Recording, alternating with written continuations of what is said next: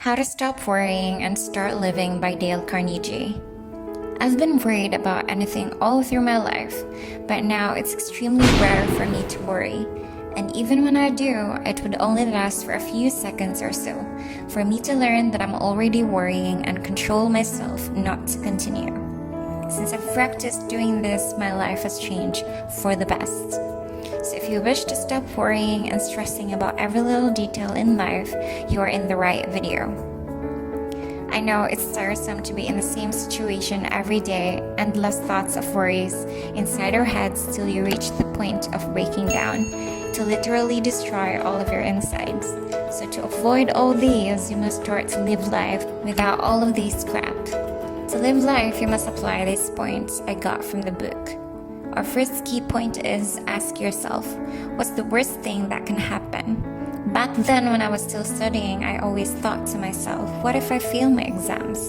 What if I'll really end up getting an F? Will I live my life poorly? Or will my family go starve? Fast forward to today, I saw my diploma covered in dust and all. There was even a spider web in it, meaning to say it was just a piece of paper that has got nothing to do with my whole life. Now that I think about it, that paper isn't even the one that determined my life.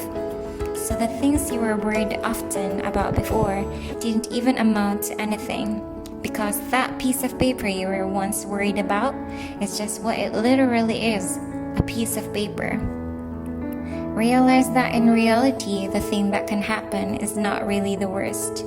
Imagine you wish to start your own YouTube channel. You thought to yourself, what if people don't like me? Everyone will bully me. People will tell me to stop. They will murder me and my family. Please hear yourself out. These are just your thoughts. These aren't real. The reality is you will just earn critics, and at the same time, some people will like you. That's it. So always ask yourself, what's the worst thing that can happen? I will only receive negative comments. End of story. Don't try to complicate it. Second, the absurdity of it all.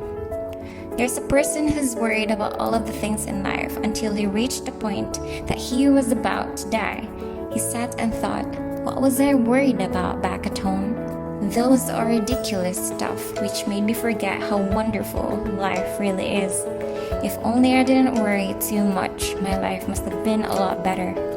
He then promised himself, if he's given the chance to survive that misfortune, he'll absolutely not waste his life over those endless thoughts of worries ever again. And here's one more.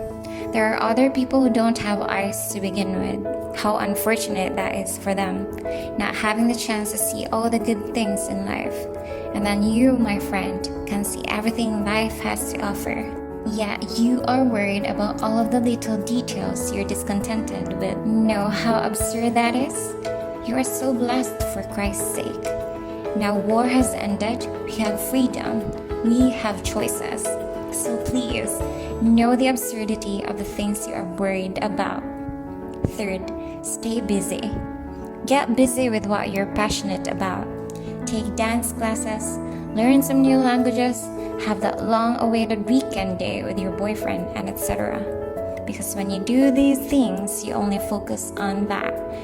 Realize that you cannot think of two things at the same time. Why won't you give it a try right now and let me know in the comments section if you are able to. I'd be happy to know there's actually someone who's capable at doing that. Perhaps I can learn from you. But know that our brains don't function that way. So what the author advises us to do is to fill our minds with positivity. Be busy with what you're passionate about, and your brain will absolutely be free from all of that negativities. And lastly, this question will surely wake you up. Will you sell your arms for $1 million? Will you sell your arms for $1 billion? I won't, and I know neither you would. Would you sell your legs for another $1 billion? Definitely not. So now we know we have things that we value for $2 billion, and it can actually value a lot more. and realize that you've been ignoring these valuable things you have in life because you're busy worrying about trivial matters, like how you couldn't have a new dress for your best friend's birthday party, how you couldn't afford a new car to replace your old ones. That's just clearly a waste of time. Notice that you already have something you value for $2 billion, so better stop taking it for granted and treat it like how it should be. Life sure is a lot of things compared to your irrelevant thoughts.